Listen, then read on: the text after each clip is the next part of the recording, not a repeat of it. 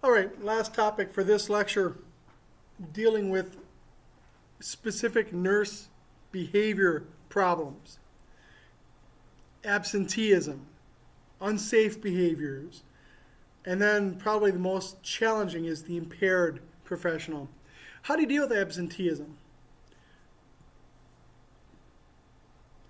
It's a challenge.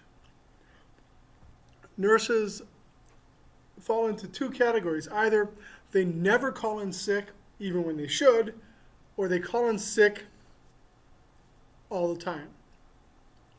Both are problems. If you're truly ill, you need to go home.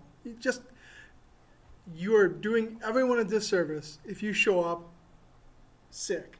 For my students who may have me in the fall, what do I define as ill? High fever, projectile vomiting, profuse diarrhea, stuff like that. If you have a cough or a cold or sniffle or stuff like that, I'll give you a mask to wear and you just better show up, because that's not sick enough. Sometimes absenteeism is a sign that a person is truly dissatisfied on the job, right? So what can we do? Remember, there's Hertzberg's preventing dissatisfaction or promoting satisfaction. If a person who is calling in sick frequently because they're not happy on the job, which is going to do more for them? Preventing dissatisfaction or promoting satisfaction? They're already dissatisfied. We need to promote satisfaction. When there's a problem, when you identify as manager, as a leader, that there's a problem, you need to go according to your facility's policy and procedures. That's the guideline. You may have to talk with HR, talk with the supervisor. Unsafe behaviors, that needs immediate intervention. If you see somebody doing something that is unsafe, you need to stop it somehow. You may have to call security. Excuse me. I used to work as a security guard, and I remember being told that as security guards, we were working in a union factory. We were not allowed to lay hands on an employee, even if they were committing a violent felony. If they were committing a violent felony, what we were required to do is go up to them and say, please stop, come with me to the security office while I alert the authorities. Yeah, right. But anyway, need to get help. What do you do about the impaired staff member? And what do we mean by impaired? That's another way of saying intoxicated through something. Alcohol, drugs, whatever. What do you need to do? First off, you have to identify the problem. And never assume person's acting impaired. Never assume that it's because they've taken alcohol or a drug. What are some other things that could make a person act impaired? How's lack of sleep? Have you ever worked with a nurse who pulls a double shift because they want the overtime? By the end of that second shift, they're going to be acting impaired. They're not impaired. Well, they are impaired, but not because of alcohol or drugs. What else could it be? Maybe that person who was sick at home decided to come in, and before coming in, they took some Benadryl. Not a good choice. I've seen it. Never assume that there's something illegal going on. However, regardless of the reason, if the person is impaired, if they're acting less than standard, you need to take action. It's just going to, what is the cause will define how you take action. If a person is impaired because of lack of sleep, that's one problem. If they're there because they were out in the parking lot having a couple shots before work, that's a different problem. Have a plan.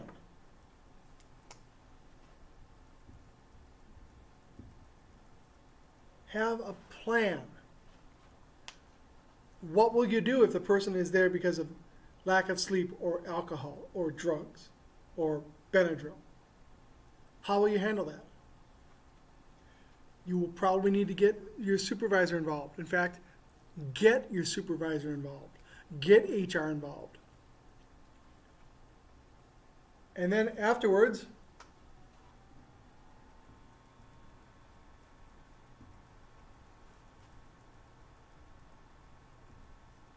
evaluate. How did that work out?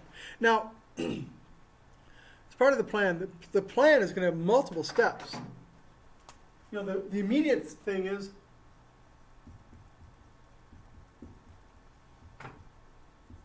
what now? What are you going to do right now? The person is impaired, and for lack of anything else, let's just say it's alcohol. The person is drunk on the job. What now? They need to go home, right? Pretty obvious. You're going to let them drive home, right? Call a cab, have a supervisor come take it, call a spouse, something. Get them safe, get them home.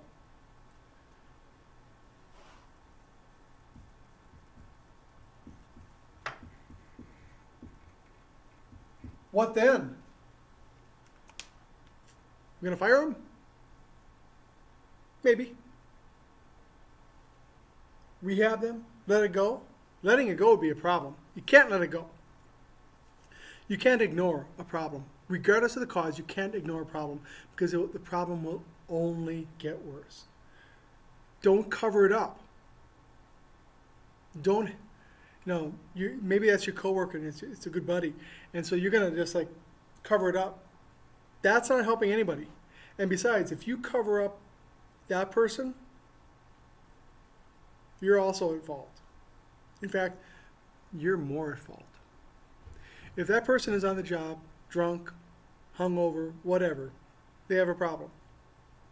And it could be a very legitimate problem. If you cover up for them, you've chosen to do something wrong.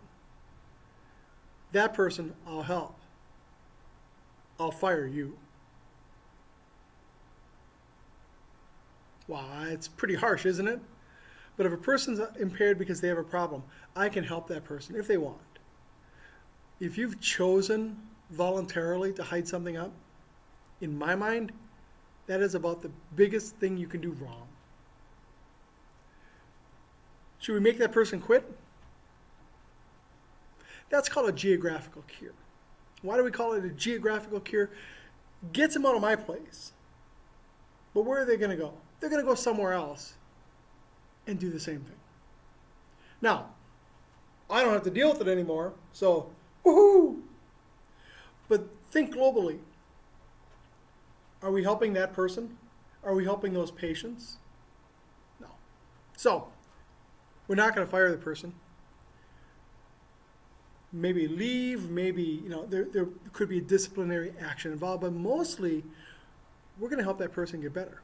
Now, we'll probably have to report them to the State Board of Nursing. That's part of having a license. The Board of Nursing might take specific action.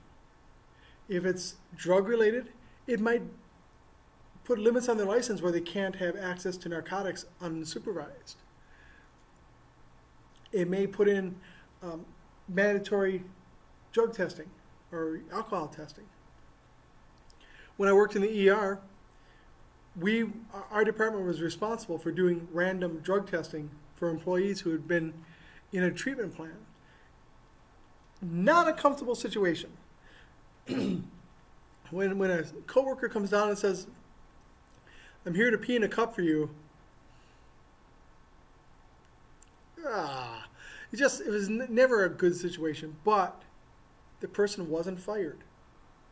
They were getting better. So in that regard, it's really good. And you know what? They know what they did. They've acknowledged responsibility for what they did. I'm just there helping them stay on track.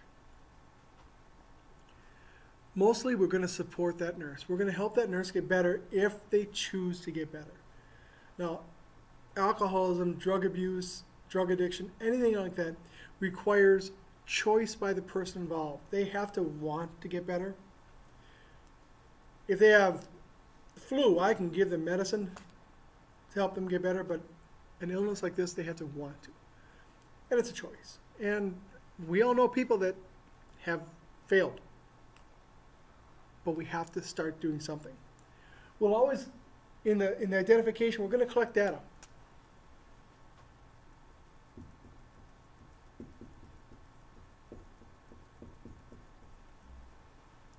Collect data.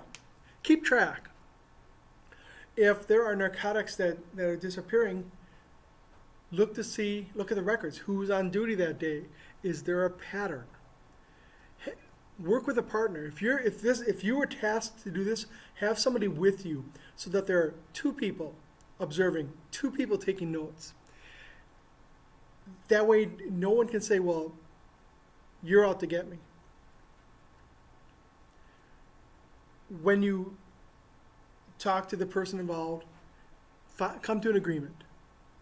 Let the nurse tell his or her story.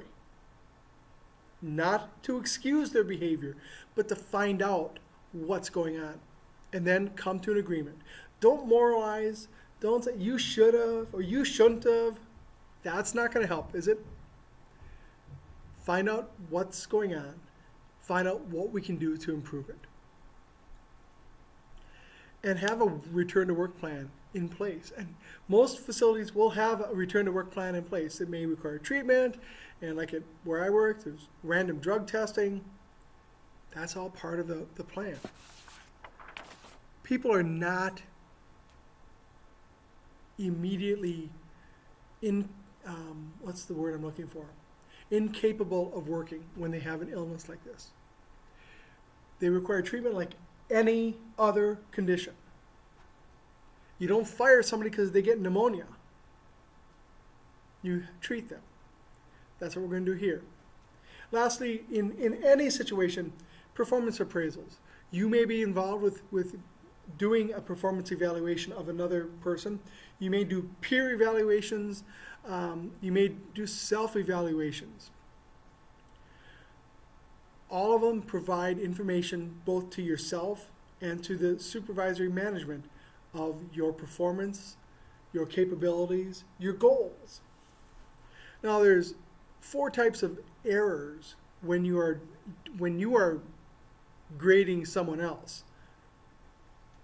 Recency errors, central tendencies, halo, and leniency errors. A recency error, if let's say for example you're in my clinical group and I'm grading you. A recency error would be I'm only considering what happened yesterday and today. I'm not considering previous. So suppose yesterday and today you had a fantastic day, but the 3 previous weeks you were terrible. It's not going to happen to any of you, I know that, but this is for an example. Today, great. Last week, terrible. So I grade you as great because I'm just looking at what's happened recently. I'm not looking big picture. Conversely, for the last 3 weeks, you were fantastic, but today you made a mistake. I'm just waving to people as I walk past the hall. Not waving at you guys. If I wave at you guys, I'll go like this. All right, so where was I? Last 3 weeks, you were fantastic, but today you made a met error. So that means when I grade you, everything is wrong. Recency error. Very simple to do, but you have to look big picture. A central tendency error. Central tendency errors are, let's say you're grading somebody on a 3, 2, or 1 scale, where 3 is excellent, 2 is okay, 1 is bad, right? 3, 2, 1. Central tendency error is when you just do this. Just give 2s. Right down the middle. You're not going good, you're not going bad. Because if you go good, you have to have a reason to go good. When you go bad, there needs to be a reason for that too.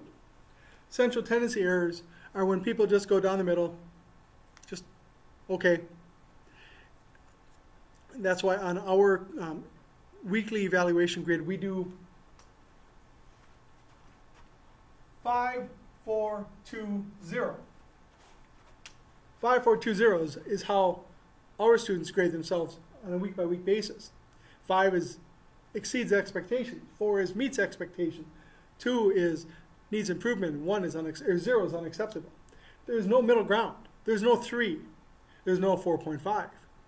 You either are exceptional, meets expectations, or you have problems. So we avoid the central tendency error with this. The halo error, that happens sometimes. Happens on the job more than I think in schools. But when you have a person who is just generally really good and they make a mistake, you're like, well, you know, they're just good. They're good. We're not going to worry about the problems. So that, you know, their halo protects them. The leniency error is, you're not washing your hands, but that's okay. You wash your hands most of the time, so that's okay. You're being lenient. You're not applying standards appropriately.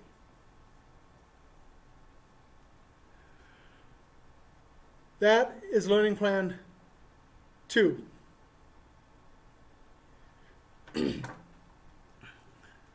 Exciting, wasn't it? I'm going to have one more video. It's going to be a very short video, but I'll talk about the discussion question for this week, or the discussion questions for this week, just to kind of give you a little background on those questions. We're not going to give you answers, obviously, but I'll give you just some ideas so you can have a better idea of what we'll be doing for those discussion questions. As always, there will be time for me online where you can get a hold of me. I will have already, by the time you watch this, hopefully I will have already posted my availability. It'll be online video, either through Skype, either video or voice, or chat. I haven't decided that yet. I have to figure out which is going to be most convenient for you guys. And so we'll be doing that Mondays and Fridays. Okay? Talk to you later. Come back. There's one more video that you'll be watching.